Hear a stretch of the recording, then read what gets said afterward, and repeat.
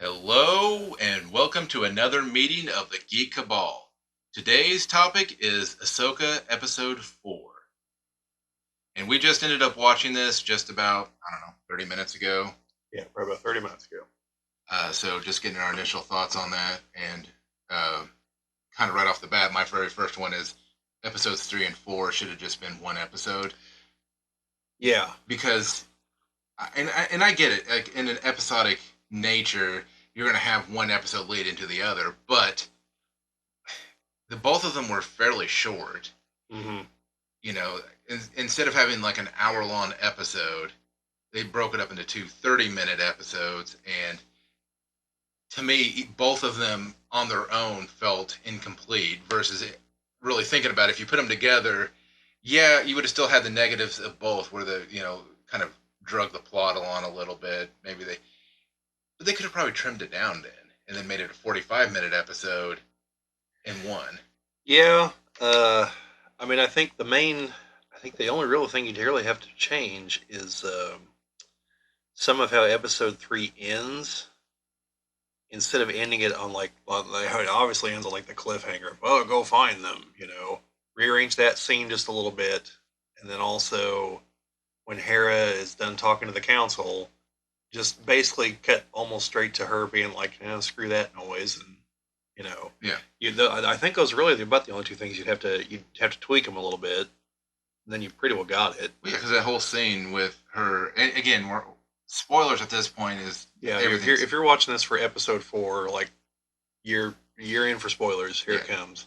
so, um, like the whole scene where she's just like, oh, what where Hera's like, oh, I can't, I don't have time to meet with these people. And all that. Like all of that was just not needed. All they had to do is be like, the council's not really, not made a decision yet, and she could just be like, oh, that's it, I'm out, done. Yeah, And I don't know. Like I said, if they done it right, they could have combined those into one episode and then helped through another episode in there. But I know why they didn't, because money. I mean, yeah, they probably didn't spend as much and got extra episodes. They're like, oh, it's got 7 episodes in this, 7 or 8. Yeah, and when you realize that half of them could have been combined into one episode in a decent format. Um, but I mean, again, I don't want to take anything from like the looks of the show. I mean, the looks of the show is still, looks great. I mean, yeah, yeah. I think it's pretty sad when it looks better than most of the sequel trilogy did, the entirety of it. Um, and putting on it. Um, yeah. Anyways, Owen, your thoughts?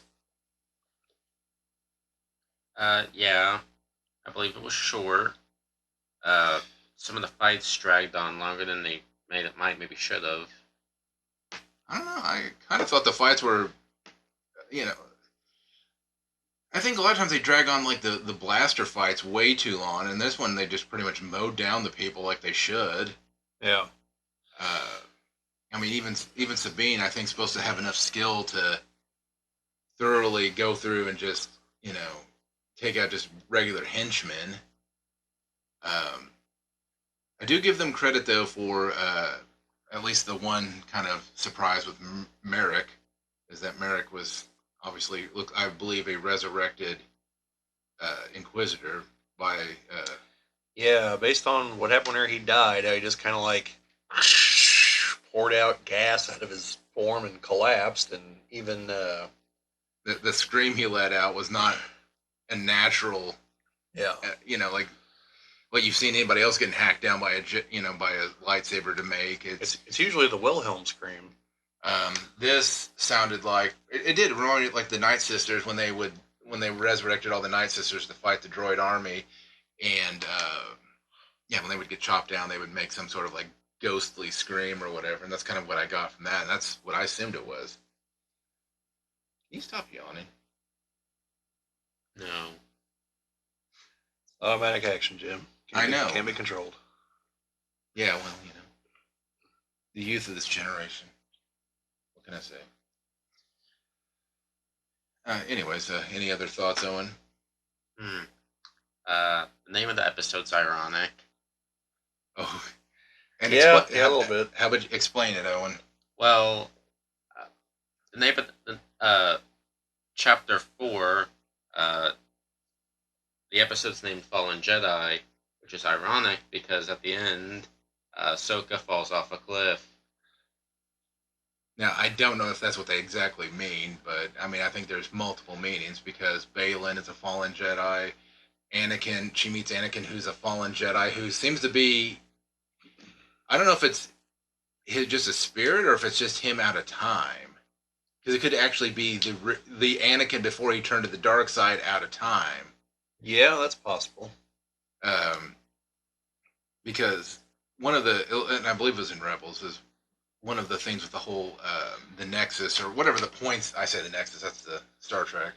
But the idea with that is, um, not only is that I believe that's how they got Ahsoka back, uh, but Vader wanted to use that to get Padme back. Even though I don't think Padme would have been real thrilled with his youngling mastering techniques. Well, I mean, you just don't tell her everything. Well, she liked this Tusken Raider slaughtering techniques. Yeah, I know. She was all about that. She might have forgiven him. I don't know. Well, decisions were made. It's in the past now. Well, that I'm sorry, but that is the one thing of the prequels that just, I think if he had just said he had slaughtered them all and just kind of left it at that she would have been like, well, he was obviously distraught, you know. But I mean, to me, that makes me think that he actually went down and was like, oh, look, there's a baby in the crib here. Had to get his practice in for later. Well, I mean, he might have. Anyways, so back to the episode. So I think the villains actually did the one smart thing. Instead of saying, hey, look at these, here's some X-Wings coming to try to, intercept us. Let's power up our turbo lasers. Like, no, just, we've got the weight advantage here. Let's just hyperspace through them. Yeah. Well, and the fact that their formation specifically was like inside the ring, like you said, you saw it coming a mile away that was what they were going to do. So, well, yeah, I mean, you've got a giant ring coming at you, and your formation is a ring of fighters around a freighter that we established in an earlier episode. The ring's gigantic, so like look, I was just like, they're going to fit right in the middle of this thing. Like, this is stupid. They should fan out and start firing to hit the ring. But I mean, I think their plan still would have gone in effect. They just would have smashed all of the X-wings if they'd done that. Well, and the other thing is I'm not for sure that there would have been any sort of disturbance from them from them flying through. It's not like there would have been like, the only thing that would have been like maybe some solar winds that would have got rushed around the thing, but I don't think it would have. Well, I'm assuming because the way it's always depicted when they're entering hyperspace. I mean, you see the stars, how they elongate. Yeah. That's them accelerating to near light speed in the instant before they actually go into hyperspace. So there's that moment that they're still in real space when they open a portal into hyperspace. I could see there being an effect of some kind if you're caught up in that and not ready for it. Yeah, but they were like but they didn't enter hyperspace until they were like way over there. So.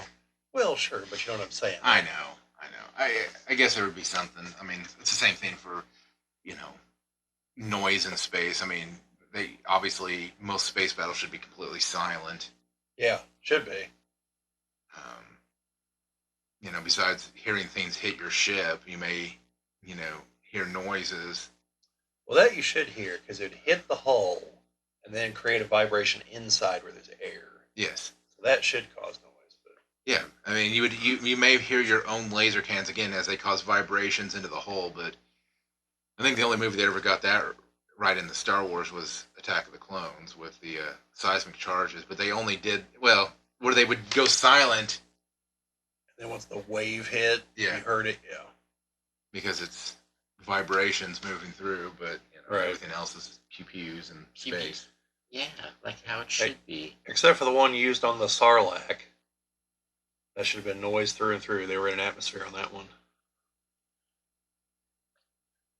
But no, given the title, I was hoping to learn just a little bit about Balon, especially since we know we're not going to get him past a certain point, or at least we assume we're not going to. and so far his apprentice isn't exactly like Well, seeming super knowledgeable on whatever on earth the plan is. well, there is a way of besides doing a face swap of Ray Stevenson, and that would be have a moment where he gets his face horribly scarred and has to wear Yeah, some I sort of mean, covering. there's precedent for that in Star Wars, so sure. Well, yes, I mean Star Wars is the thing of dismemberment and disfiguration. I mean, Yeah, yeah. I mean, we got the Vader approach. We got Malik. I'm sure we got several others. Um, yeah, that would be a way to do it. Boy, we need to write that down and see if that's what comes to pass if there is a season 2 of Ahsoka. Given the rate that Disney's falling apart, there's no guarantees on the future on that one. yeah, I mean, Hmm. from the latest news, At the rate it's going, we might not make it all the way to the end of this series. I'm seeing a lot of things getting pulled, Yeah. and and with that, I mean, all political things aside, I mean, at some point you have to understand that there were certain things that people enjoyed about Disney and Star Wars and Marvel and all of the shows, and it was a good story, not a Yeah. message. Nothing wrong with having a message in your story, but the story should come first, and that if you write competently enough, the message will be loud and clear, and you don't have you know, to force things onto people.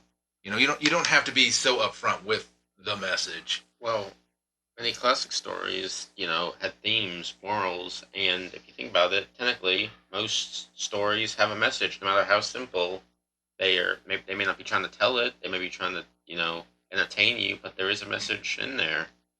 Well, I mean, I look at the reading that we had as as high schoolers. Owen, I don't know if you've gotten to it yet, but like reading like 1984, uh, To Kill a Mockingbird, and things like that, and they were there's messages behind all of it. I mean, very uh, The one behind 1984 is very clear. yes. But what I'm saying is that Some people apparently haven't gotten it, but it's very clear. but the story was what drove that plot, and I do at least give I do leave at least Ahsoka, like the writing seems to be fairly competent. I mean, it's a little drawn out, but at the same time, though, I mean, I get it that you want to tell a story that's legitimate. 'Cause, I mean, in real life, people do have drawn out conversations. It's not like everything's got to be exciting. This and that. Sure. I Um, mean, Tarantino's movies prove that, but by and large, there's a couple I'm not too keen on, but by and large, his conversations are interesting.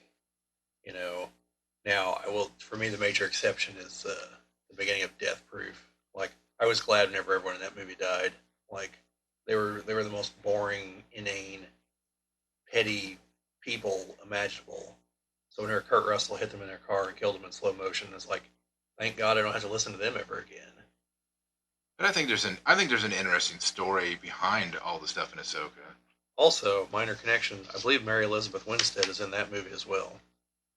Um, but no, I mean, maybe it's not in the best way of telling the story, but I mean, I think there's a good story there. I mean, there's a lot of intrigue.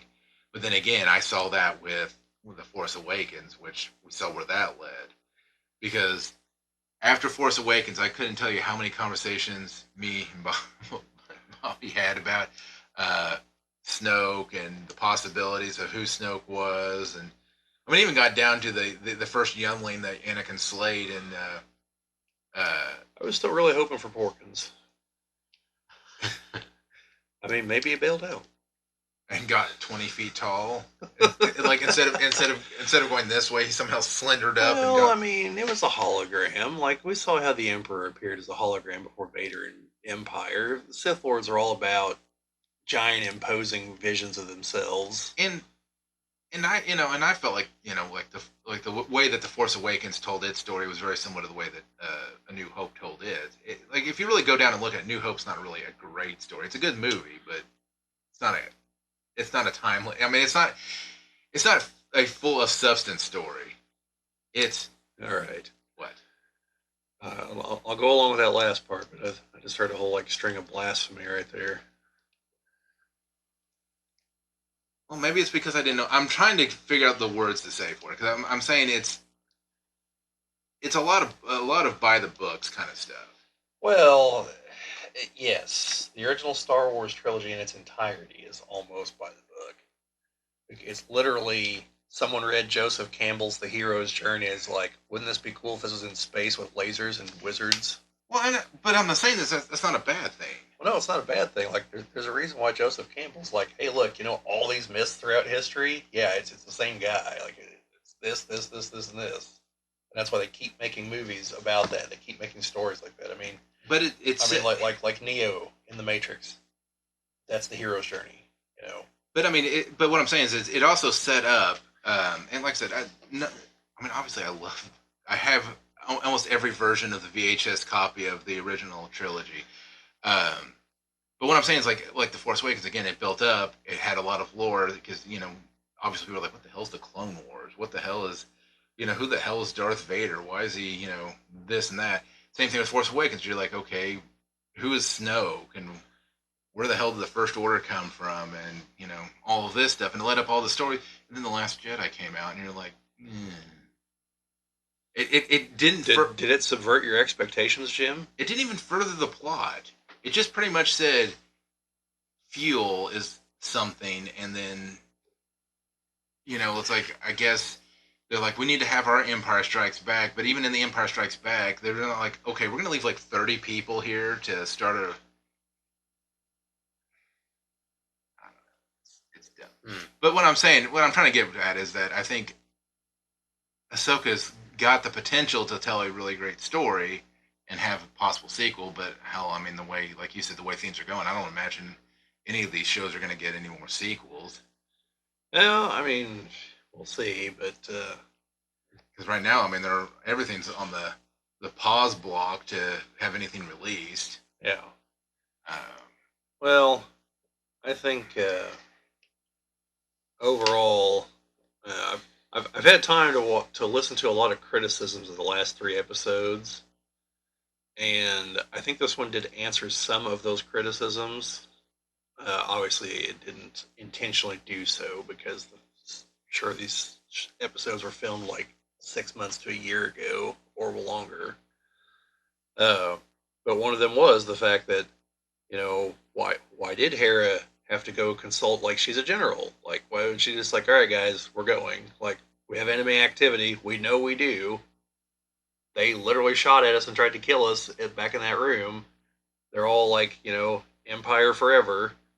Like, we know they were sending stuff to this place. Let's just go. And, well, she did. She just should have brought more people with her. Yep, a single freighter and like 6 X-wings. Yeah. well, but do you know what though, Owen? That's typical Rebel form. I mean, normally Rebel hits are one support ship in a squadron of fighters, which, and actually 6 X-wings or whatever they send. I think it's actually probably more than they normally would send. Well, sure, but they're not the rebels anymore. They're the Republic. They've got resources. They've got a fleet. And Plus you don't know what you're walking into. You're walking into something that they needed, was it 7 hyperdrives from Super Star Destroyers for? Like, whatever that is not small. So, but you had that, and one of the other big ones, and I heard this one I think from the Drinker, was that essentially since all of our main characters, I think aside from Ray Stevenson's character, all the main characters are women. And this being Disney in the modern age, like, their big problem is they're all in constant girl boss mode and can't have flaws, can't fail at things, except for very minor things that we all could have predicted they were going to fail at, like trying to move the cup. In this episode, we saw some pretty epic failure. Like Sabine is now a prisoner of some kind, possibly going to be tempted to the dark side or whatever on earth Ray Stevenson's got going on. And, which, if this show really had guts, that's what would happen. He'd be like, I'll teach you how to use the Force and succeed at doing it. And, also Ahsoka is apparently either dead or trapped in the space between times or some baloney like that. with weirdly de-aged Hayden Christensen. Yeah, now I'm sure that one is going to be totally turned around into a victory somehow. But for the moment, definitely a failure. Yeah, and I'm trying to figure that out because I'm obviously they got Hayden Christensen to reprise his role, but whatever they did to his face, like if they tried to de-age him, it Well, what's really worse is in Obi-Wan the yeah, flashback scene, they didn't de-age either of them for that scene. and they look fine. I mean, Yeah, Anakin, Anakin looked a little bit older, but like they like no, we're not going to use the de-aging stuff on him. And here he's playing a version of himself at least 3 years older, because that was I think pre-Clone Wars versus somewhere in Revenge of the Sith, basically. So he's playing an older version, and here they decided to de-age him. I think, based on the way it yeah, looks. and I don't know if it's just the way maybe the background was, but something about his face just looked off, and I'm like, Uncanny. Yeah, let's hope it's just the lighting for that scene and not de-aging, and that he looks fine in the others. Let's cross our fingers on that one. I mean, at least give them some credit for going into the realm of just weird whatever, and also like I said, bringing stuff into Rebels. I mean, the problem is with fans is like damned if you do, damned if you don't. On some shows, people are like, why didn't you go to all the source material that's out there? And then when they go to the source material, people are like, why the hell did you go to something that we have to be able to read to understand what's going on? Well, see, the trick is you don't listen to those people. And the They're lazy. and the problem though is with that is I didn't watch all of Rebels, and I can tell you I can follow along pretty much what's going on. Yeah. It's not like it's. I mean, again, that's like going and watch A New Hope and be like, well, I don't know who any of these characters are. The Clone Wars, what the hell's that? I'm out. Just walk out. It's. Why does this bartender hate droids so much? I mean, they have tropes in these shows and movies for a reason. Yes, the bad people wear black. Okay, we know who the bad people are. Conversely, they also wore white. Stormtrooper armor. Yes, Throwing that out there. But yeah. true. Well, I mean, in this show in And Luke wore black in Return of the Jedi. Though I could see that both, like everybody's colors were just completely drab. That's subverting expectations, Rian Johnson. Learn it. Because Stupid bastard. unless Sabine's armor had changed, thought her armor was very brightly colored in the show. Yeah, I thought it was. It's a And purple or fuchsia or something. It's Yeah. definitely a lot more subdued here. Yeah, well, everybody's colors are. I mean, it's just like they, just like go wallow in the mud for a little bit and then get on camera and be all right. There was something unexpected in the episode. What's that? Ahsoka actually smiled. Oh, yeah. Yeah, I guess they wanted to get back to the fact that she's that was the one thing that she always was known for is kind of the even when things were dark. I mean, she came back and she still had well, obviously right before Order 66 happened, she was still okay about things. Yeah, things probably got a little dark right there. I was glad to see that Balon didn't both figuratively and literally pick up or drop the idiot ball and was like, well, we're done with this thing. Just destroyed the map. Like, ain't nobody following us. And it's like, here's an intelligent villain. Like, you don't just leave the map behind. No. You destroy it. Don't take it with you. Just destroy it. Yeah, there's no point in having it at that point. Yep. And still the better map than the stupid dagger. That's all I have to say. Yeah. But is it better than the map to Luke Skywalker? That. And what is it with everybody having to have maps to everything? Okay, so one of the forums I go to, someone actually hypothesized an answer to your question because there's a discussion on Ahsoka that's about 11 pages long. That's mostly bitching about the Clone Wars at this point. But no, I have no idea how it got there, but that's where it is. So in Star Wars, all the big technology is literally big. Like you can't just steal the Death Star. You can't steal Luke. So what are the people after? What's the MacGuffin have to be? Since it can't be the object itself, it has to be the way to get to the object, or something about the object. Well, and I mean, I get that. But to your point, yes, it's an over-reliance on maps. Well, it is an entire galaxy too, and multiple galaxies upon that. So I get that maps are important. But the map to Luke never made sense because who the hell just goes, well, I'm going to leave this map over here so that if somebody wants to try to find me. Thrawn's map made a little bit of sense because they're like, well, it's not actually a map to Thrawn; it's a map to Right, it's a map to where we believe he is because it's a map to these things, and he left with those things. yeah. So it makes sense because it's a map for something else that just happens to be the same direction he went. Right. So I'm okay with that one. But no, the dagger was the stupidest thing, and I whoever thought of that should be taken at him and like, dude, should have do the you not- dagger used on them. do you not realize how? Because it's not even like there was like a marker on the ground that she had to stand on. It's just like she just stood anywhere and held it up. Oh, and then what happens when weathering happens? Or what about if That's that space super metal, Jim. That shit'll be there for 1,000 years from now. Someone else is going to find that dagger and go there, and they're going to be disappointed the Sith Wayfinder isn't there. well, what about scavengers that start going and taking like parts off the Death Star and Those. Wait, but isn't Ray one? It's like how the good point, Owen. That's like how the Star Forge just was there for 5,000 years, or maybe it was even longer than that. And like the maps lead you right to it. Like there comes a point where eventually, like the maps shouldn't work because there is galactic shift and things. Yet somehow it does leads you right to it, and no one has done anything with it. Like it's just sitting there. This piece of Rakatan technology that clearly was built to last. Like you could just scrap that thing and be like, this metal is indestructible, folks. Like it's been sitting here in space for thousands of years and nothing has happened to it. Although there's not a whole lot of reactive stuff in space, admittedly, but you know what I mean. all right. But no, one of the other complaints about Episode 3 that I think they kind of got around to maybe kind of addressing here during the starfighter battle. Like, did you get any sense of tension at all in the third episode? Because like the fighters are just hammering away at them, and eventually they're like, "We have no shields," and still nothing is happening whenever they're being shot. And it's like, and they're all just like, "Well, we'll fix it. Hang on a minute."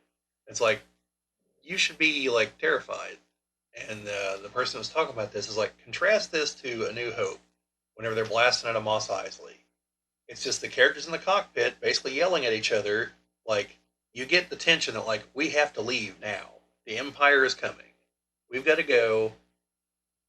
Luke, shut up. I've got to do the hyperspace thing. Because if I get this wrong, we're all dead.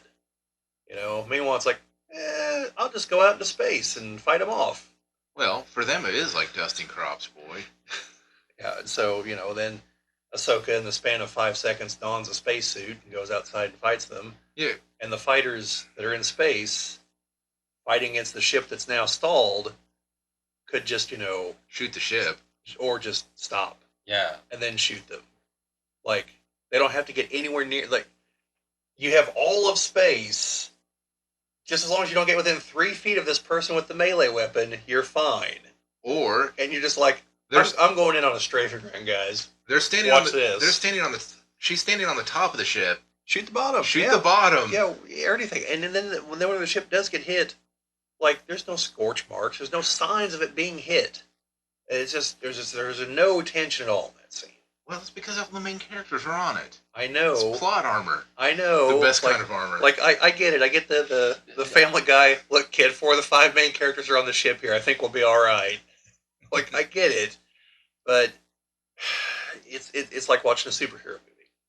You know the hero is probably going to win, unless you're watching one of the weird subversive ones, or like Infinity War.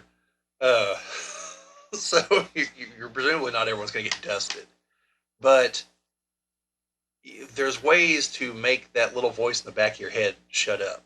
yeah, you you present stakes and tension to make you think that maybe they won't, They could or have done, maybe there'll be some other cost to the victory or something. they could have done the same kind of thing, and I don't think she could have been out on the ship if the ship was moving, though. Even with magnetic boots, I don't think it would have done any good. But they wanted a cool scene, not thinking that hey, this doesn't make any sense.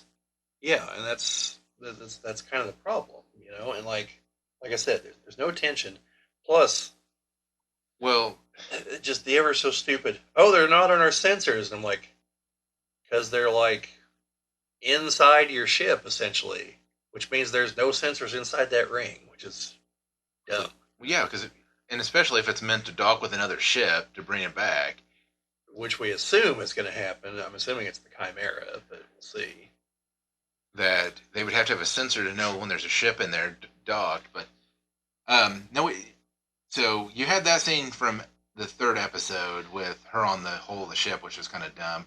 And then in the fourth one, you had another dumb scene where she obviously sensed that there was people out around the ship, and she just goes inside Yeah, for no reason and, at and all. doesn't really warn the droid. He's watch yourself. It's like, well, you're in enemy territory. Of course, you can watch yourself. Like, but it should have been more specific. Like, come inside with me. We're about to be attacked. Or something. But that even goes back to why does she have this droid, this particular droid, with her? She keeps putting him in danger. He's got vast knowledge on how to train the Jedi, and she's just like, yeah, well, if he gets destroyed, he gets destroyed. Let's get another one. And then then they had the opportunity to have him kind of be a kind of a badass character for a moment to say, hey, I'm used to training younglings. I mean, Have him whip out a lightsaber and go to town on one of them. yeah, or just That's what I was expecting to happen. something that shows that hey, he has some combat skills that he